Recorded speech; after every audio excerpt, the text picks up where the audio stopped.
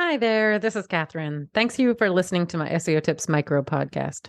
So, before we get into today's SEO tip, I just wanted to share with you the ways you can support the podcast if you're enjoying all the tips and finding them useful. So, you can send me a donation at buymeacoffee.com/Catherine W. Ong, O-N-G, and that's Catherine with a K. Any and all levels of donation are appreciated. It will help me offset the cost of producing the podcast. So, that's buymeacoffee.com/Katherinewong. I'd also encourage you to subscribe to our email list to make sure you're not missing any future episodes or any other news about the SEO Tips podcast. And to do that, you'd go to wostrategies.com/newsletter. Okay, on with today's tip. Today is the anniversary edition. Let's talk anniversaries, specifically Google's 20th. Hello, thanks for listening to SEO Tips today. Today is actually my wedding anniversary, and don't worry, we're off doing something fun, as best as we can with two small children. But I thought that we would talk about anniversaries today, specifically Google's 20th anniversary, and if you've been paying attention, that was 2 years ago, where they announced the topic layer and how they can understand the searcher's journey. Hopefully, since it was 2 years ago, you've actually integrated the idea of creating content for the different stages of the searcher's journey, as well as optimizing for topics into your SEO planning. But if not, I'm going to talk you through a few ideas today. First of all, if Google knows that much about your target audience, perhaps you should set up a survey or a focus group to talk to your target audience too, and ask them questions about how they find the information you provide.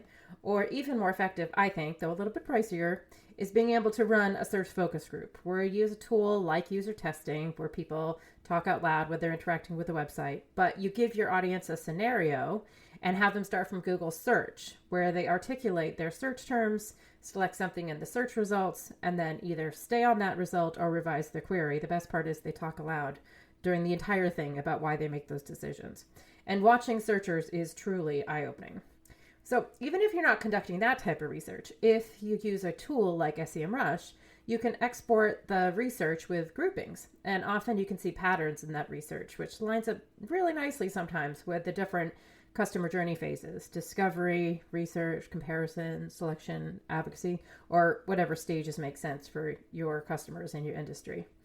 You can also see various topics and subtopics now in search results sometimes, or by using Google Images or Pinterest. And often those highlight different subtopics that you should address in your copy. Finally, you can use Wikipedia or People Also Ask to flesh out your topic and ensure that you're addressing what your audience's, quote, next question is when you're drafting your writing strategy. So let's kind of walk through an example. So for the term preventive cardiology, yes, I have clients in the health space. If you go to Google image search, you can see the following subtopics for that term: hospital, cardiology clinic, heart attack, heart disease prevention, ASCVD risk factors, and statins. And if you do a Google search, you get the following People Also Ask questions.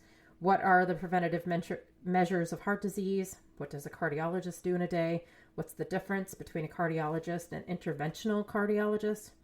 And this is where I remind my listeners that the SEO Minion Chrome browser plugin helps you download all of those People Also Ask questions.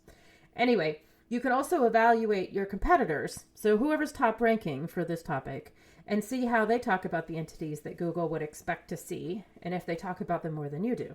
So in this instance, for this topic, it's Hopkins Medicine.